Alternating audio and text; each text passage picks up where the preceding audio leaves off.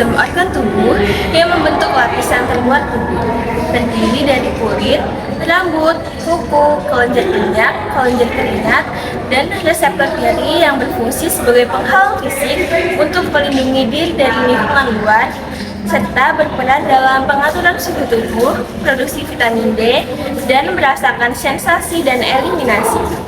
Sistem integumen memiliki peran penting dalam menjaga kesehatan serta fungsi tubuh secara keseluruhan. Sekarang, mari kita mulai dengan bagian utama sistem integumen, yaitu kulit. Tahukah kalian bahwa kulit memiliki beberapa lapisan? Terdapat 3 lapisan. Yang pertama, lapisan epidermis, yang kedua, lapisan dermis, dan yang ketiga adalah lapisan hipodermis. Epidermis adalah lapisan kulit paling luar yang berfungsi sebagai pelindung tubuh dari lingkungan luar. Lapisan ini tidak memiliki pembuluh darah dan mendapatkan nutrisi dari lapisan dermis di bawah tubuh. Lapisan epidermis terdiri dari beberapa lapisan sel. Yang pertama yaitu stratum corneum. Lapisan terluar yang terdiri dari sel-sel keratinosit mati.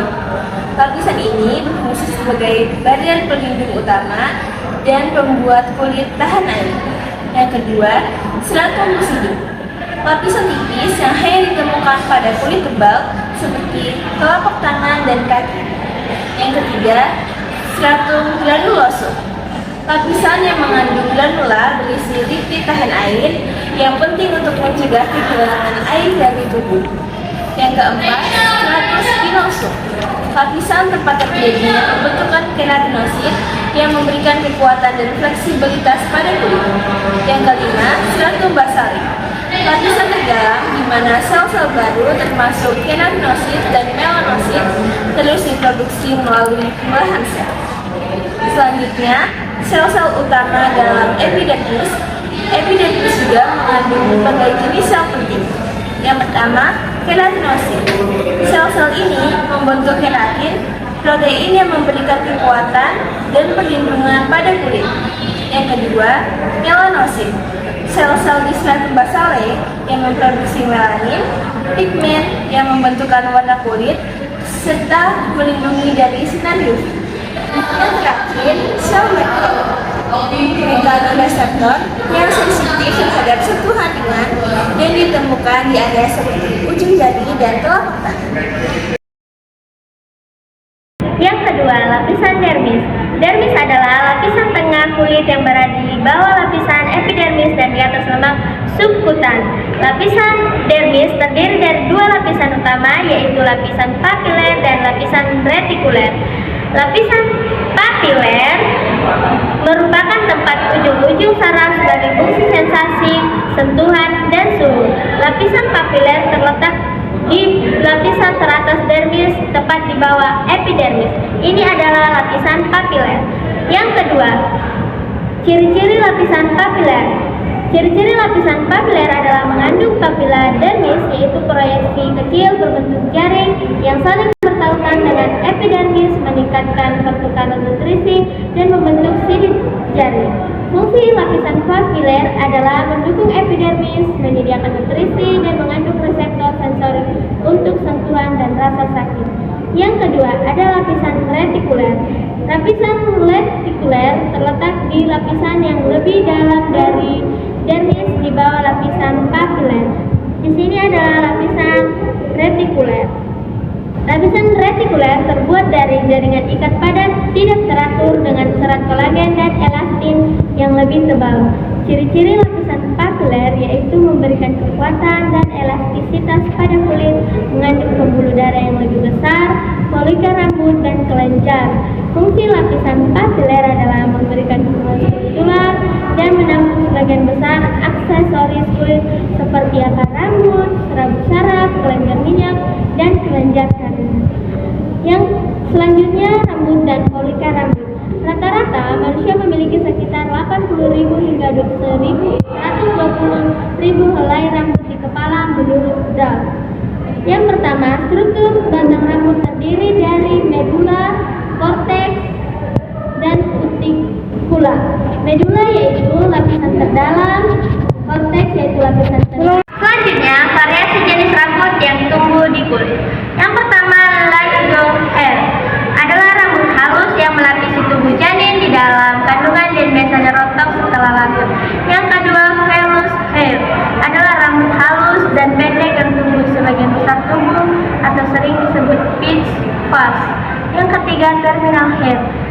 rambut yang tebal dan gelap yang tumbuh di kulit kepala, wajah, ketiak, dan area kemaluan.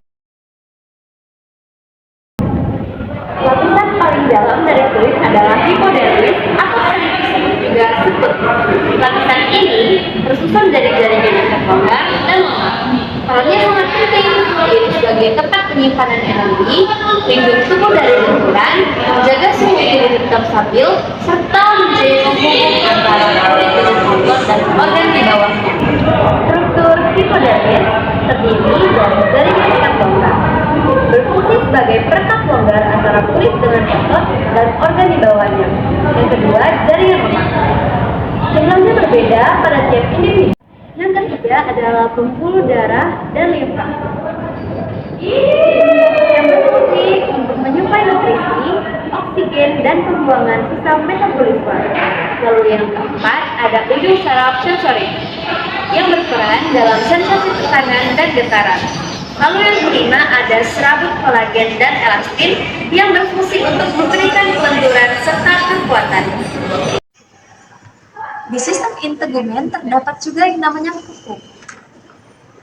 Di kuku terdiri dari lempeng yang tampak keras di permukaan dinamakan lip plate, lalu ada matriks kuku sebagai tempat pertumbuhan kuku, lalu ada lunula yang berbentuk seperti bulan sabit di pangkalan kuku, dan cuticula sebagai pelindung kuku. Dan terakhir ada yang dinamakan nail bed sebagai dasar dari kuku yang mengandung banyak pembuluh darah sehingga memberikan warna merah muda pada kuku.